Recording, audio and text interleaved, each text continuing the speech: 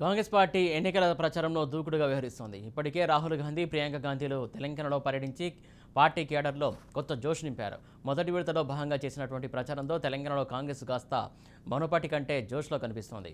దీంతో తెలంగాణలో కాంగ్రెస్ నాయకులు రెట్టింపు ఉత్సాహంతో ప్రచారంలోకి వెళ్తున్నారు.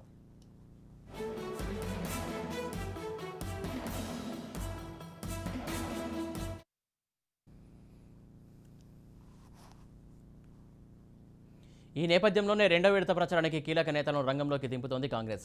ఏఐసీసీ అధ్యక్షుడు మల్లికార్జున ఖర్గే, కర్ణాటక ఉప ముఖ్యమంత్రి డీకే శివకుమార్ తెలంగాణలో ప్రచారం నిర్వహించేందుకు సర్వం సిద్ధం చేసింది. మల్లికార్జున ఖర్గే ఎల్లుండి ప్రచారంలో పాల్గొననున్నారు. మధ్యాహ్నం 2 గంటలకు సంగారెడ్డిలో కార్నర్ మీటింగు, నర్సాపూర్లో సాయంత్రం 4 గంటలకు కార్నర్ మీటింగు, ఆ తర్వాత సాయంత్రం 6 గంటలకు మెదక్లో పాదయాత్ర నిర్వహించనున్నారు.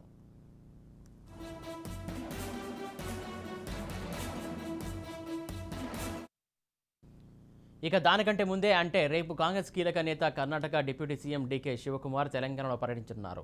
పర్యటనలో భాగంగా తాండూరు, పరిగి, చేవెళ్ల నియోజకవర్గాల్లో డీకే శివకుమార్ ప్రచారం చేయనున్నారు. మధ్యాహ్నం 2 గంటల నుంచి 3 గంటల వరకు తాండూరు, సాయంత్రం 4 నుంచి 5 వరకు పరిగి, అలాగే సాయంత్రం 6 నుంచి 7 వరకు చేవెళ్లలో డీకే శివకుమార్ ఎన్నికల ప్రచారంలో పాల్గొననున్నారు.